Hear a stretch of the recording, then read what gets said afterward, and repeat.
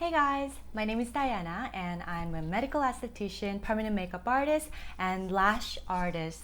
I've been in beauty industry for 7 years. I'm all about natural. That natural doesn't mean you're not doing anything. For me, the natural has to be you're still taking care of yourself, doing something, but it shouldn't be too obvious. For example, you get lash extensions done and people recognize it and they say, "Oh, nice lashes." I don't find that's a good work. It has to be subtle that people just stare at you and be like, "Oh, she looks so good, but I don't know what it is."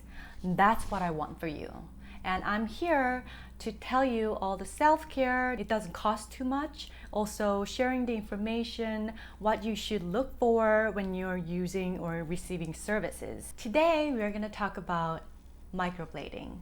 If you're so tired of filling your eyebrows every morning or seriously considering about getting microblading, but the idea of permanent makeup scares you too much to try it, then listen up.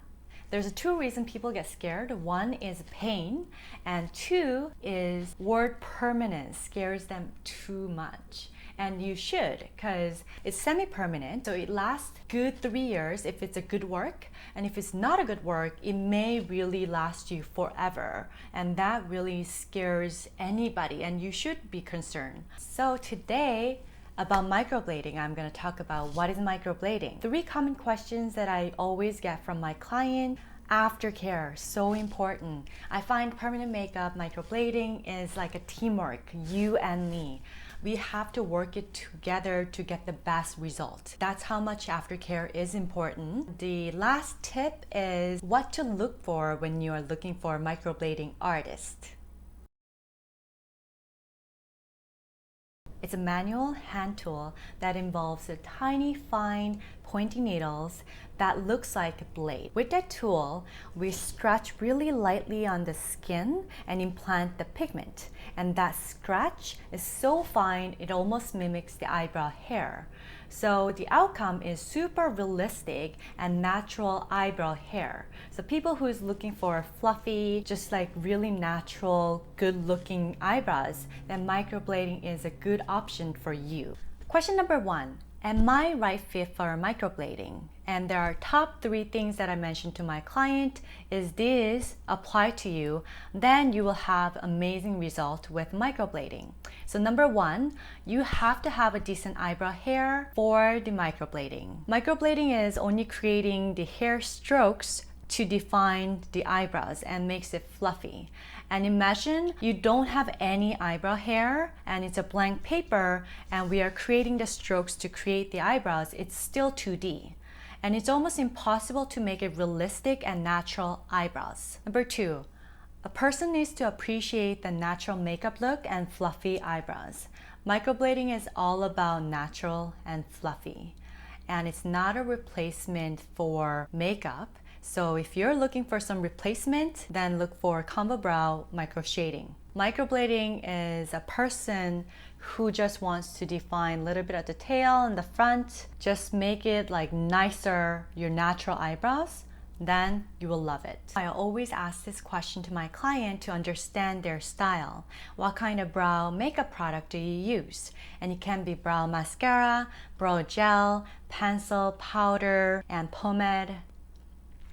So there are lots of different types. Microblading is the most natural appearance. Number 3, normal to dry skin type get the best result out of microblading. You will have really defined crisp strokes, but for oily skin type, unfortunately, you won't get the best result. For example, I have oily skin and I tried a couple times for myself doing microblading. I was just admiring that fluffy, natural hair strokes, but it never lasts long enough and the strokes are so blurry compared to normal and dry skin type, so it's not even worth it. So I highly recommend nano brows or micro shading. So question number 2, does microblading consider a tattoo? And how long does it last? Yes and no, because the technique, cutting the skin and implant the pigment, is the same. However, the depth of implanting pigment is different. So tattoo, it goes all the way into dermis. It will stay forever. However, microblading pigment will only sit on the epidermis, which is the first layer of your skin. It will fade over the years.